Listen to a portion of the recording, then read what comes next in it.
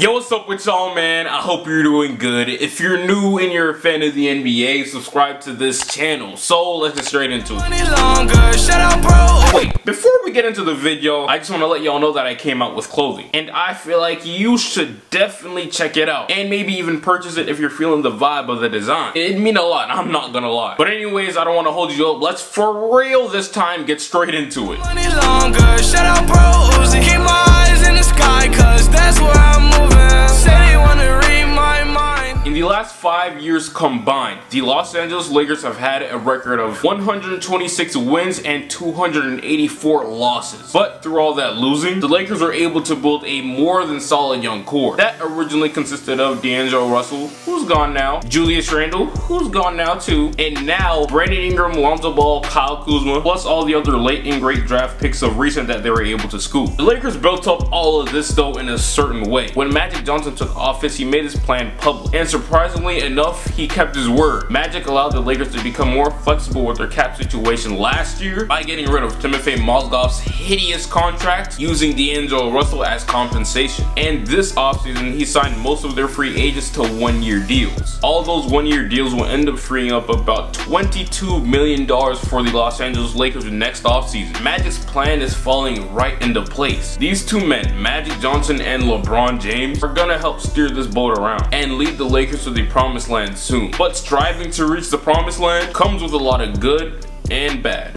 A lot of bad, because sometimes certain players aren't built for the moment. It's a lot of expectation and pressure that's being placed upon the rest of these guys on the Lakers. Today, y'all, I want to talk about one specific player who is the X factor for this team. Before we do that though, let's take a quick look at how the main guys would fit in with LeBron and try to determine who will go through the biggest adjustments while playing alongside LeBron James. Let's start off with Lonzo Ball. If you thought the media was on Lonzo's head his rookie season, just imagine how much worse things will get now that he's teammates with LeBron. Well, actually, I don't think it'd actually be that bad for Lonzo, because he already went through it last year because of his dad, and I'm pretty sure he knows how to handle these situations now. Anyways, damn, I'm getting off topic here. How would Lonzo fit with LeBron? Well, I think they would fit better than most people think they would. Lonzo is not as bad of a player that some people make him out to be. The only problem with him is his shooting. That's the only category he was cheeks at. But other than that, Zoe is a great player who'd mesh really well with LeBron because of his great unselfish team first mindset, his court vision, ability to read things before they happen, and just his overall feel for the game. Due to all of those things, I think they'd play really well together on the court, and there really shouldn't be much adjusting for those two. With that being said though, is Lonzo perfect for LeBron? Hell no, he gotta be way more of a consistent shooter. He's shooting 45% from the free throw line. The three-point shooting, I don't think it would be as bad as some people expect it to be. I don't know about his free throws though, he gotta answer those questions himself. But anyways, about the three-point shooting, lucky for Lonzo, LeBron is actually a much improved shooter. So I really wouldn't call Lonzo an X factor in this case for the Lakers. He and LeBron are going to be good regardless.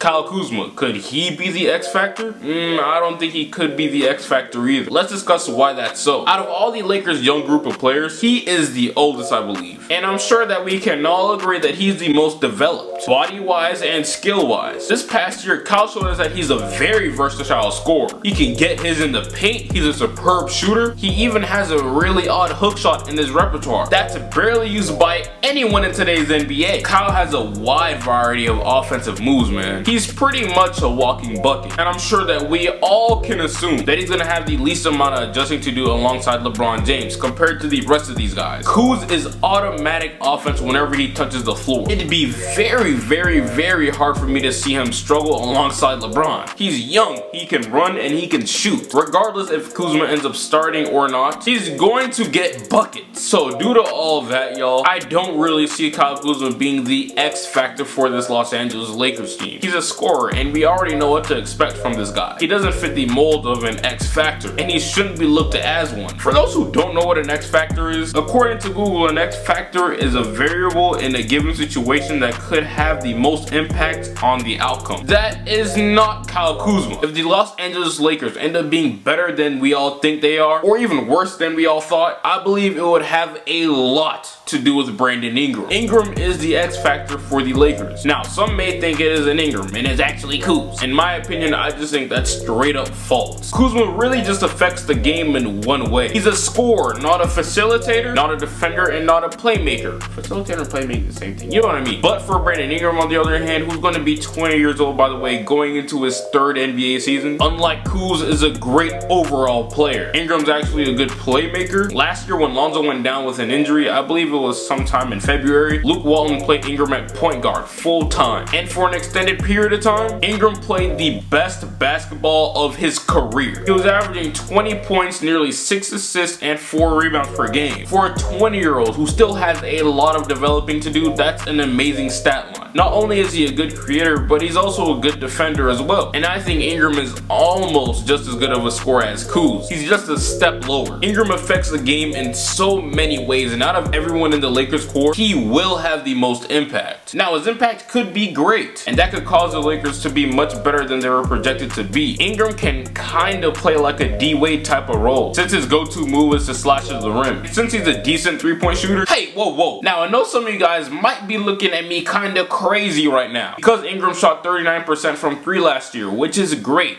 but I just called him decent. If some of you guys noticed, he only attempted about 2 3-pointers a game. That isn't much at all, and it should point to us that he's more of an inside scorer instead of a shooter. Ingram also isn't a great free throw shooter. He just shot 68% from the line last year. So there's even more proof that he's not a great shooter. Since he's playing alongside LeBron though, that should allow him to get more wide open spot up threes. Anyways, yeah, best case scenario is Brandon Ingram ends up shining as the second option and thriving through the pressure while doing all the right things like playing good defense, shooting well, and being the second, or well, not secondary, because that might be Lonzo's job. I think he may end up splitting the ball handling abilities with Lonzo. So if Ingram can fulfill his expectations and rise up through the pressure, LA will be in championship contention way sooner than we all thought, and they could be serious threats to win an NBA championship as soon as next year. Do not forget that I told you that LA will have a whole bunch of money next year due to all the one-year deals that they signed this year. So imagine the Lakers having LeBron at his absolute peak, and improved Lonzo and Kyle Kuzma going into their 3rd season in the NBA, a top free agent like maybe Kawhi for an instance, and Brandon Ingram of course, who probably could be a top 15 to 25 player in the NBA at that point. I cannot explain how good that team would be. Like I said though, this only happens if Ingram can live up to his potential. But what if Ingram doesn't, and he ends up struggling playing alongside LeBron James, and he brings a negative impact to the court? Well, if this is the case, then I could surely see him being traded, because right now the Lakers are looking to make progress. They don't need anyone holding them back. So if Ingram disappoints heavy and struggles with his shooting and isn't aggressive on offense and is passive, which has been a problem before, he could end up getting traded this year, because then he would not be helping the Lakers win. In order for the Lakers to become successful, they need Brandon Ingram to come through and go crazy and play his role as the second best player on that team. LeBron needs a pimpin' in order to win, and Brandon Ingram needs to be that and help MJ, or in this case LeBron. Ingram by far is the biggest X factor for the Los Angeles Lakers. These last few years he's continuously improved his game, and he's been getting better and better without any pressure of course on his back, because these last 2 years the Lakers weren't expected to win. But now with LeBron on board, oh nah bruh, everybody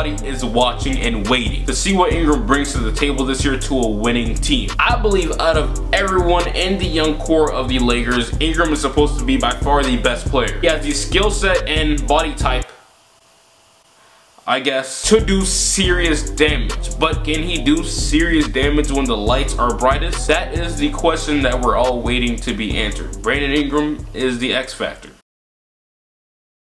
Okay, before I end this video, I just want to remind you again about the shirts that I just created. I'll have links probably somewhere in the video, in the comment section, and in the description box. I'd really appreciate it if you went and actually checked it out and copped one. That shirt right there, bro, means way more than you think to me. After this vid ends, go ahead and click one of the links and read the description of this shirt to find out what apply pressure really means. But hey, if you don't want to do all of that, don't even sweat it, bro. I still got love for you. But yeah, man, this is the end of the video. Let me know what you guys think. I really appreciate you for watching. I appreciate you for supporting me and all that good stuff. So let me know what you guys think about this video. Who do you think is the X factor for the Los Angeles Lakers? Will Brandon Ingram come through, or will he be cheeks? Is Lonzo Ball still gonna continue to shoot 45% from the free throw line or not? Do you think Brandon Ingram is gonna shine through all the pressure? Let me know. This is the end of the video, man.